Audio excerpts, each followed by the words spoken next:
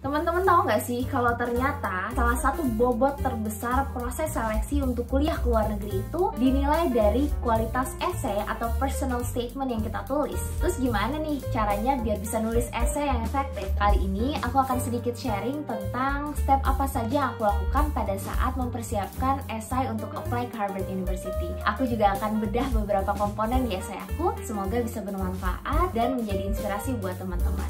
Ikutin terus ya!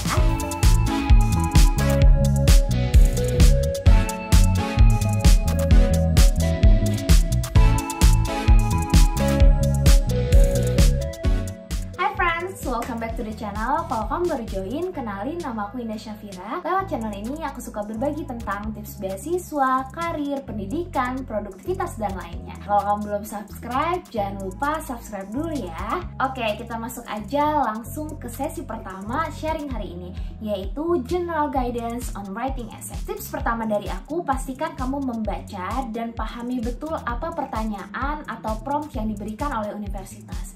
Misalnya ini yang dikasih dari universitas yang aku apply. Pertanyaan yang pertama, mereka nanya ini, your background, what key experiences have contributed to your commitment to work in the field of education or with education related issues.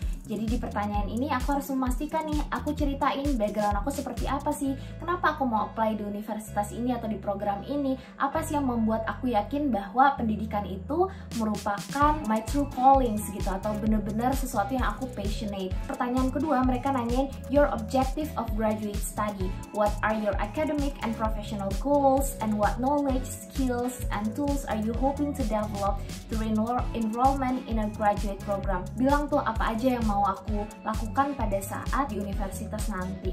Terus yang terakhir, why Haksi, kenapa mau program ini, aku harus kasih nih alasan-alasannya. Dan ini banyak ya, ini aku kasih contoh dari program lain di Harvard. Ada yang nanyain tentang describe a time when you did not meet expectation and elaborate on how experience change you. Intinya nanya background kita gitu kan, tapi formatnya beda-beda, pertanyaannya spesifik dan kadang memang menjurus ke suatu topik. Jadi pastikan kamu address apa yang ditanya, pastikan esai kamu nggak kemana-mana, tetap menjawab apa yang ditanyakan gitu, pertanyaan utama. Langkah kedua adalah brainstorming the general ideas. Nah, kamu ingat-ingat lagi nih, apa aja sih perjalanan kamu di masa lampau, apa aja background kamu, kenapa kamu sangat ingin atau tertarik di bidang tertentu, bisa jadi itu hobi kamu, atau interest kamu, atau your accomplishment, sesuatu yang kamu achieve di masa lampau.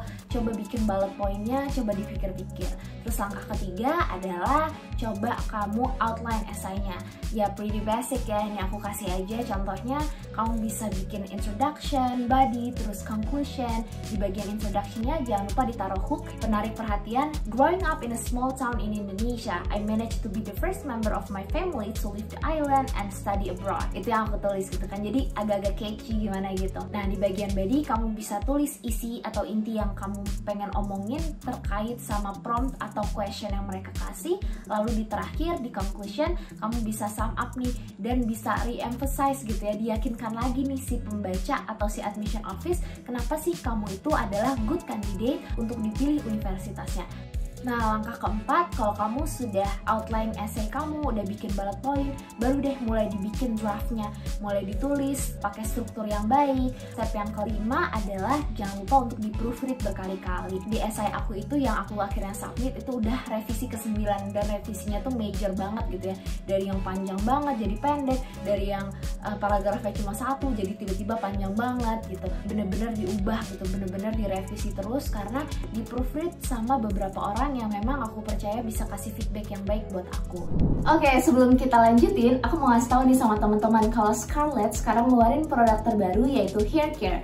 Di sini ada Jordanian Sea Salt Shampoo dengan wangi Magnolia dan Jordanian Sea Salt Conditioner dengan wangi Evening Primrose. Keduanya mengandung sea salt yang bisa membantu untuk mengangkat kotoran-kotoran di kulit kepala dan minyak berlebih. Cara pakainya gampang banget, teman-teman tinggal pakai shampoo-nya, setelah dibilas lanjut ke conditioner.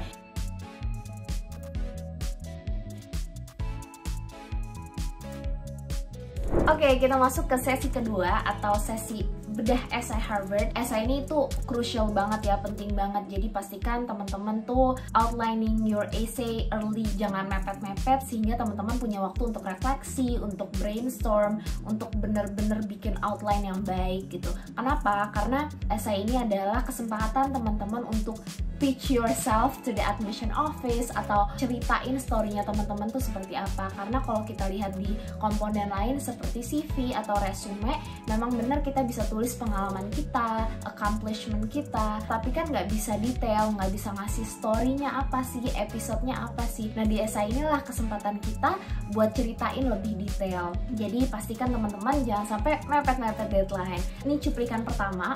Curriculum is not only balanced from international education, microeconomics, policy analysis, bla bla bla. Kalau teman-teman lihat di sini sangat detail ya.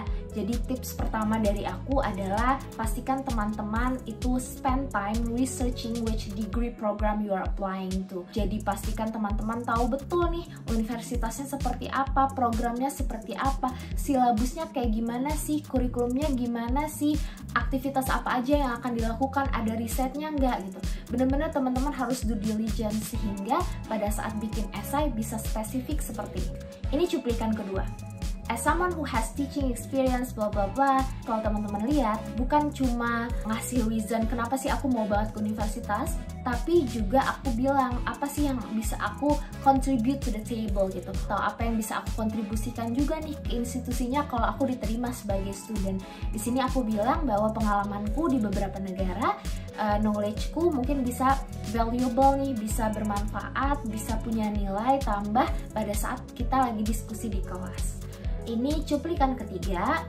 The ultimate goal of all my endeavors is to blah blah blah. Aku sangat clear ya about my vision for my studies and my career after graduation. Jadi teman-teman pastikan sudah clear juga nih nanti di universitasnya mau ngapain, setelah lulus mau ngapain, planning 5-10 tahun lagi mau apa, ultimate goalnya mau apa. Jadi kelihatan gitu ya, jangan sampai terlihat bahwa your main dream is actually to getting into the university. Itu kan salah besar kan, tapi gimana caranya biar kamu bilang mimpi saya tuh bukan cuma masuk ke universitas, tapi saya yakin kalau saya masuk universitas ini, maka universitas ini akan mendekatkan saya satu langkah ke cita-cita terbesar saya, yaitu misalnya mau jadi menteri atau mau jadi CEO, apapun itu cita-citanya teman-teman.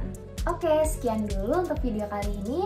Buat teman-teman yang saat ini sedang mempersiapkan esai buat kuliah ke luar negeri ataupun untuk apply ke Harvard, bisa banget nih ikutin 5 step untuk menulis esai yang efektif tadi. Dan buat teman-teman yang mau apply ke Harvard University, ikutin tips dari aku. Yang pertama, pastikan teman-teman udah riset dan udah tahu banget nih programnya, universitasnya, silabusnya, dan lain-lain, sehingga esainya bisa spesifik, nggak general. Apa sih yang bisa kamu kontribusikan atau apa sih yang bisa kamu berikan, value yang bisa kamu kasih buat teman-teman di sana. Jangan lupa juga buat be visionary gitu ya. Apa aja sih target-target kedepannya kamu dan kenapa universitas atau program itu bisa mendekatkan kamu satu langkah lebih dekat ke mimpi yang ingin kamu capai. Semoga sharing hari ini bermanfaat ya. Dadah.